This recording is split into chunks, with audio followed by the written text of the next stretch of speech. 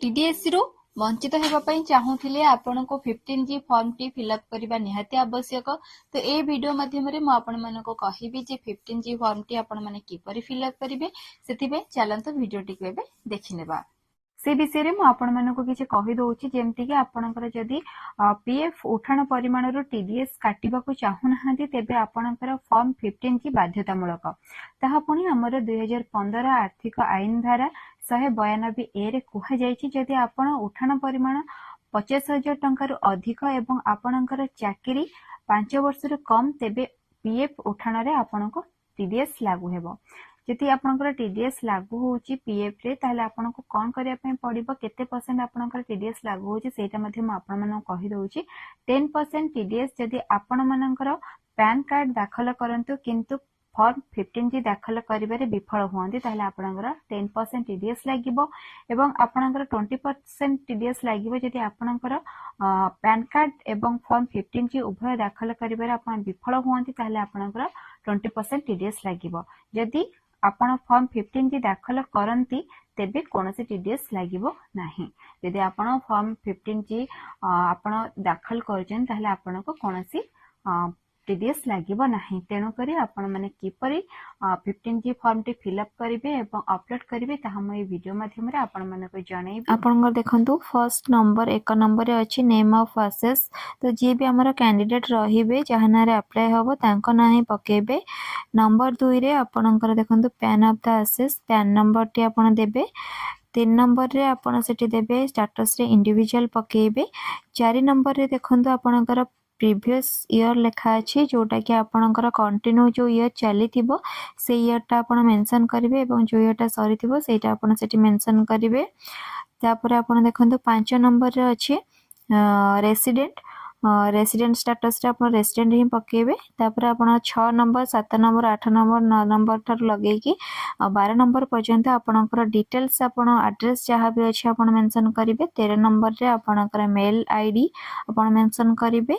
14 number रे mobile number mention करिवे।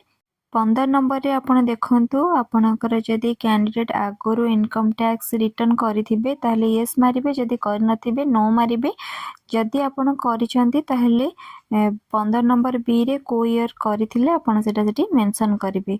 16 number रे आपण केते विड्रॉल करिवे आपण सेटा आपण सेठी मेंशन करिवे।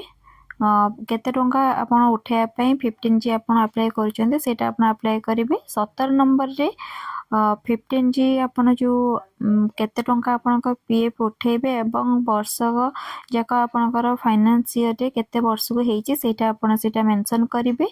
तापरे आपनकर 18 नंबर रे 15G फॉर्म टी आपण केते थरो अप्लाई करिसंती लोन बेसिक रे हो किंबा आगुरु आपण केबे अप्लाई करिसंती फॉर्म फिलअप करिसंती तो सेटा आपण सेई नंबर टी आपण सेठी मेंशन करिवे।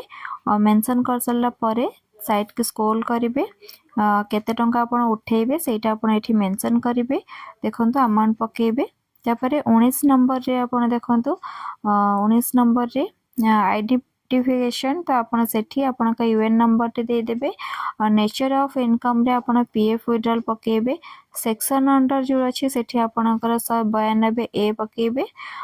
तापर अमाउंट ऑफ इनकम आपण सेठी आपनकर वर्षकर इनकम केते आपण सेटा पकेबे। तापर देखंता तळको सिग्नेचर ऑफ डिक्लेरेशन तो आपण सेठी आपनकर सिग्नेचर करिवे। तापरे आपण सेठी तळे देखंतु किछि सेंटेंस लिखा अछि फर्स्ट आपण सेठी आपन नाम लिखिबे।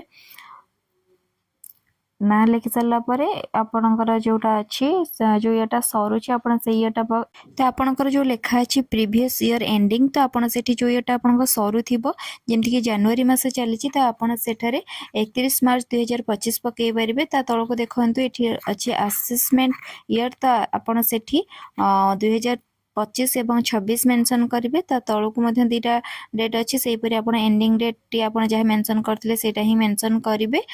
सेम टू सेम रहिबो प्रोसेस टी। तापर देखंतु आपनकर प्लेस डेट एवं आपनकर सिग्नेचर रहइबो।